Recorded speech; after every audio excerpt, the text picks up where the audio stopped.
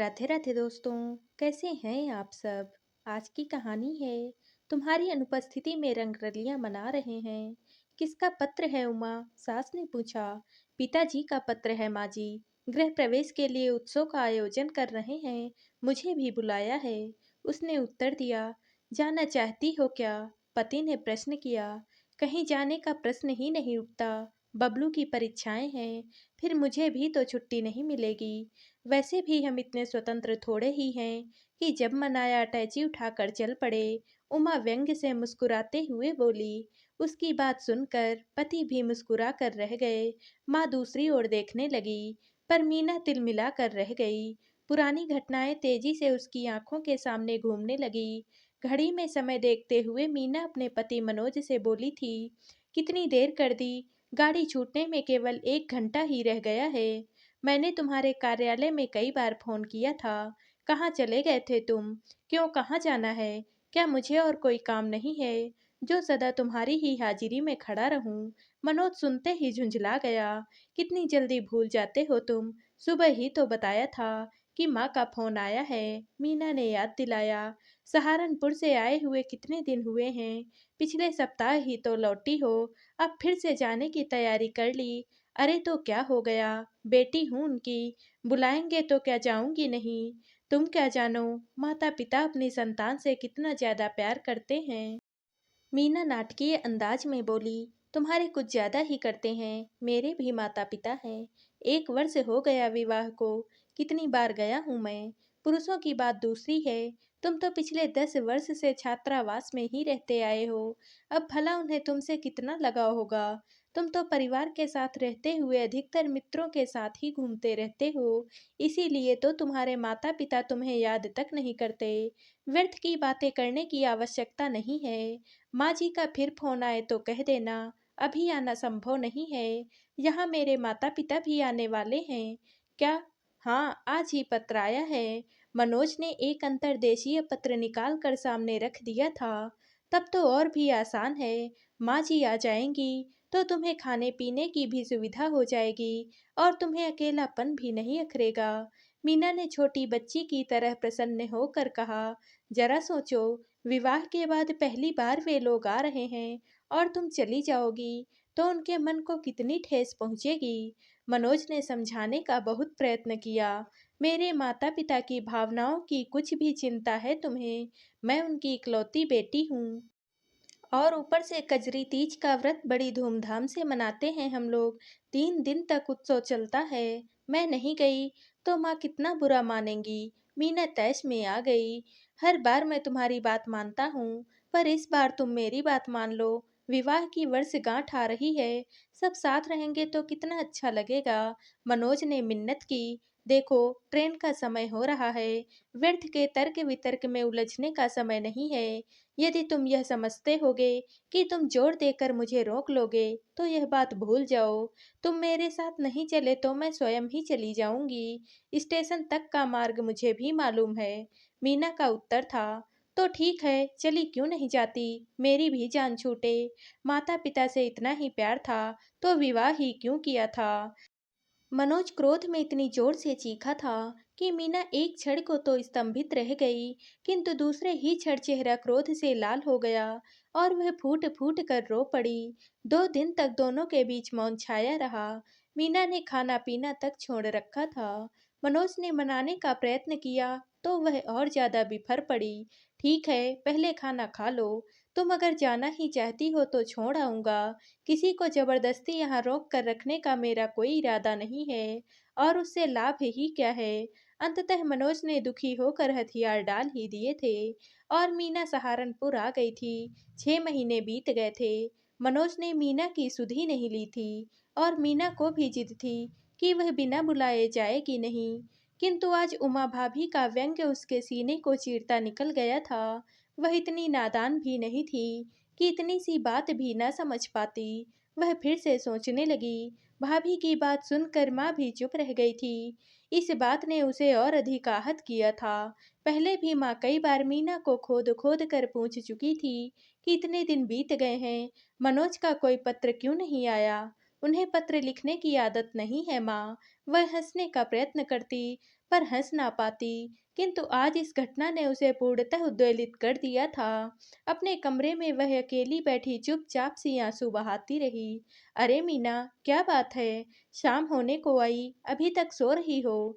अचानक उमा ने आकर कमरे की बत्ती जलाई तो वह चौंक कर उठ बैठी और वर्तमान में आ गई। रोते रोते कब आंख लग गई थी, वह समझ ही ना पाई। तबीयत ठीक नहीं है भाभी, बत्ती बुझा दो। वह बोली, बुखार तो नहीं है? भाभी ने माथा छूते हुए कहा, नहीं बुखार नहीं, सिर में तेज दर्द है। सिर दर्द में भी भला कोई इस तरह बिस्तर पर पड़ा रहता है? चलो एक गोली खा लो और चाय पी लो, दर्द ठीक हो जाएगा। आज तुम्हारी चचेरी बहन सुधा का विवाह है, वहां भी तो जाना है। उठो तैयार हो जाओ। उमा ने कहा, मेरी ओर से सुधा से माफी मांग लेना भाभी, मैं नहीं जा सकूंगी। जी बिल्कुल अच्छा नहीं है। मीना की आंखें डबडबा आई। मीना, तुम्हारे सिर दर्द का कारण मैं जानती हूँ। सुबह की मेरी बात पर नाराज होना, उसी समय तुम्हारा चेहरा देखकर मैं अपने मुंह से निकले उस व्यंग्य पर पश्चाताप से भर उठी थी। पर मैं क्या करूं? कमान से निकले तीर की तरह मुंह से निकली इस बात को मैं लौटा तो नहीं सकती। पर क्या अब तुम यह चाहती हो कि मैं बड़ी होकर तुमसे माफी मांगू? उमा दुखी स्वर में बोली, कैसी बातें करती हो भाभी? मैं भला तुम्हारी बात का बुरा क्यों ही मानूंगी? मीना उदास वाले स्वर में बोली, क्या तुम सचमुच में सोचती हो कि तुम्हारा यहाँ रहना मुझे बिल्कुल भी अच्छा नहीं लगता? उमा ने कहा, मैंने ऐसे कब कहा भाभी? मीना, तुम यहाँ रहती हो तो घर ज्यादा भरा भरा लगता है। पर तुम शायद नहीं जानती कि खून का रिश्ता ना होते हुए भी मैं तुम्हें हमेशा सुखी देखना चाहती हूँ।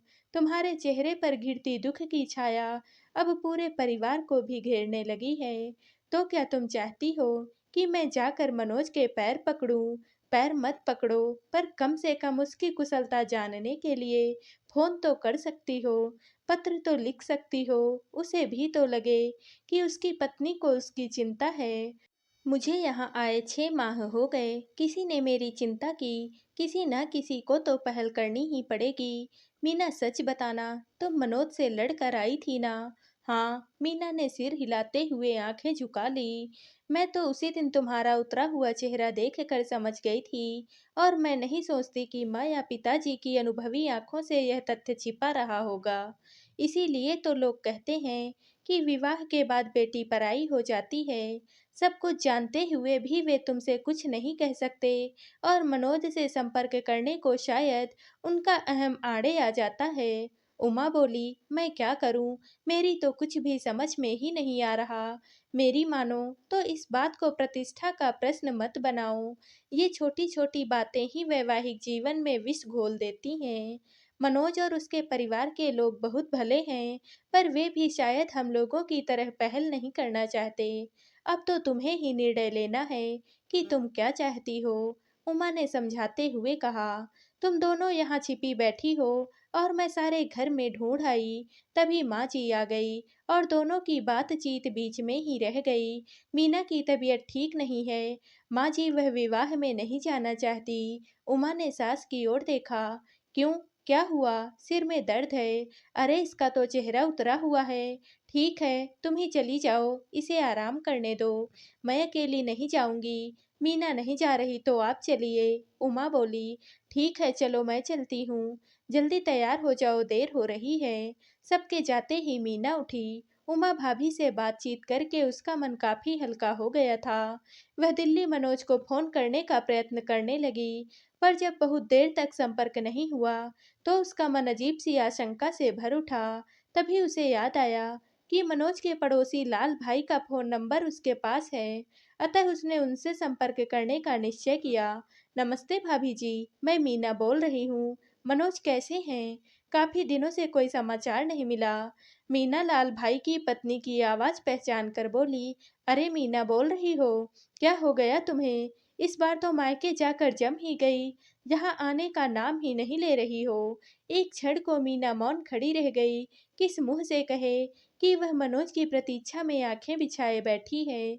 हेलो, लाल भाई की पत्नी पुनः बोली, जी हाँ मैं बोल रही हूँ, आवश्यक कार्यवश नहीं आ सकी।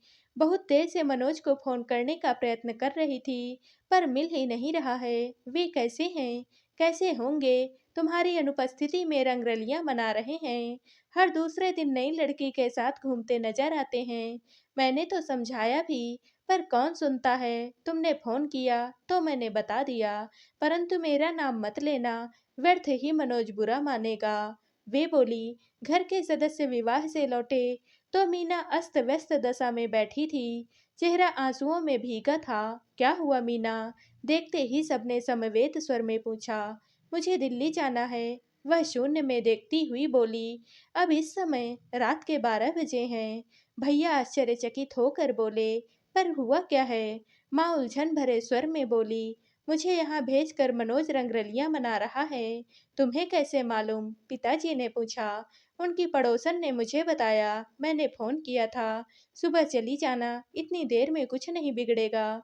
तुम्हारे भैया जाकर छोड़ आएंगे, पिताजी बोले। वह रात बच्चों को छोड़कर सबने आंखों में ही काटी। दूसरे दिन सूर्योदय से पूर्व ही मीना पहली बस पकड़कर भैया के साथ दिल्ली के लिए रवाना हो गई। दोनों भाई बहन घर पहुंचे तो मनोज तो नहीं था, पर उसकी माँ वहां थी। आप कब आई माँ जी? अभिवादन के बाद भैया ने पूछा। मैं तो 4 महीने से पूरे परिवार को छोड़कर यहाँ पड़ी हूँ। सोचा था मनोज का विवाह हो गया तो उसकी चिंता करने की आवश्यकता नहीं है, पर वह लगभग 4 महीने पहले बहुत बीमार हो गया था। और मीना सहारनपुर जाकर ऐसी बैठी कि अपने परिवार को भूल ही गई। मनोज की माँ शिकायत भरे स्वर में बोली। सचमुच में गलती मीना की ही है माँ जी, पर इस बार क्षमा कर दीजिए, नासमझ है वो, आगे से ऐसी भूल नहीं होगी। भैया बोले। कैसी बातें करते हो बेटा, मैं तो प्रसन्न हूँ कि घर की लक्ष्मी घर आ गई है। अब अपना घर संभाले और मुझे मुक्ति दे। वे बोली। मनोज काफी रात गए घर लौटा। वह मीना को देखकर हैरान हो गया। यह कोई घर आने का समय है? मीना एकांत पाते ही बोली। उत्तर में मनोज अपनी हंसी न रोक सका। इसमें हंसने की क्या बात है? मीना ने नाराजगी से कहा। नहीं, हंसने की तो कोई बात नहीं है, पर अब तो रोज ही मुझे इस प्रश्न का उत्तर देने के लिए तैयार रहना पड़ेगा। मनोज बोला। मुझे लाल भाई की पत्नी ने सब कुछ बता दिया है। मीना ने आंखें तरेड़ते हुए कहा। मुझे भी उन्होंने आज सुबह सब बताया था। क्या? यही कि अब तुम्हारे लौटने में अधिक देर नहीं है? यानी कि उन्होंने सब झूठ कहा था? यह तो तुम उन्हीं से पूछो। मैं बिना बुलाए आ गई, इसलिए अपनी विजय पर इठला रहे हो। कैसी बातें कर रही हो मीना? हम दोनों क्या अलग हैं? जो मैं अपमान और सम्मान जैसी ओछी बातें सोचूंगा, तुम अपने घर आई हो, इसमें शर्म कैसी? रही बात मेरे वहां आने की, तो एक बार लिखा होता या फोन ही कर दिया होता तो मैं सिर के बल दौड़ा आता। मुझ पर अपना जरा सा भी अधिकार समझते हो तो बिना बुलाए आ सकते थे। आ सकता था, पर सच कहूँ, कहो, तुम ठहरी इकलौती बेटी। याद है ना, मेरे मना करने पर भी तुम कितने क्रोध में यहाँ से गई थी। वहाँ जाने पर तुम मेरा अपमान कर देती और मेरे साथ ना आती तो शायद मैं सह ना पाता। मीना सोच रही थी कि मनोज के विचार कितने सुलझे हुए हैं, और एक वह है जिसने अपनी हठधर्मी के कारण सबके जीवन में विष घोल दिया। वह तो उमा भाभी ने बचा लिया, नहीं तो शायद पछतावे के अतिरिक्त कुछ भी हाथ ना लगता। तो दोस्तों, आप सबको ये कहानी कैसी लगी? कमेंट करके ज़रूर बताइएगा और वीडियो को लाइक व शेयर कीजिएगा। दोस्तों, अगर आप इस चैनल पर नए हैं और अब तक आपने हमारे चैनल को सब्सक्राइब नहीं किया है, तो प्लीज़ और कहानियों से जुड़ने के लिए हमारे चैनल को सब्सक्राइब कर लीजिएगा। कल मिलते हैं एक और नई कहानी के साथ। आप सभी का बहुत बहुत धन्यवाद।